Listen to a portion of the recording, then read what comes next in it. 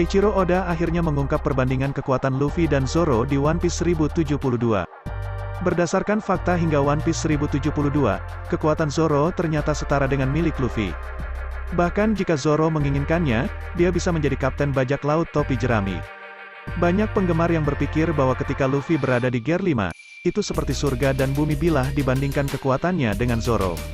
Namun hanya sedikit yang tahu bahwa Oda tidak pernah benar-benar memberikan kesenjangan kekuatan antara Luffy dan Zoro. Namun menurut Oda, Zoro tidak ingin maju melampaui kaptennya dan melakukan hal yang tidak perlu.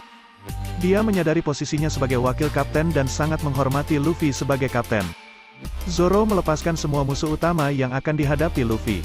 Karena itu, Oda tidak pernah benar-benar mengatakan bahwa kekuatan Luffy berada di atas Zoro. Bahkan jika diperhatikan dari awal cerita, musuh-musuh yang telah Luffy lawan pun sebenarnya bisa Zoro kalahkan. Hal ini juga ditunjukkan oleh Oda dalam alur cerita Whiskey Peak saat Zoro melawan Luffy secara langsung. Keduanya menunjukkan bahwa mereka bersungguh-sungguh dalam pertarungan dan melakukan langkah terbaik mereka. Namun pada akhirnya, Oda memastikan bahwa pertandingan antara sang kapten dan wakilnya berakhir imbang. Menariknya, Oda sengaja tidak memberikan kesempatan kepada Zoro untuk melawan musuh utama Luffy di setiap arc.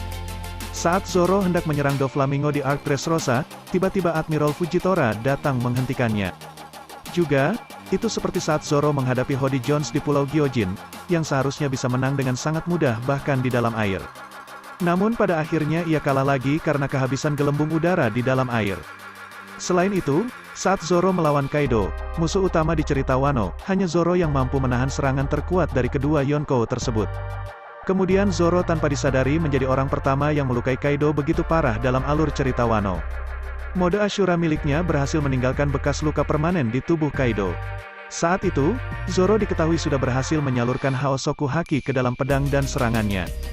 Luffy kemudian bangkit kembali dan mampu menyalurkan Haosoku Haki ke tinjunya untuk mengalahkan Kaido.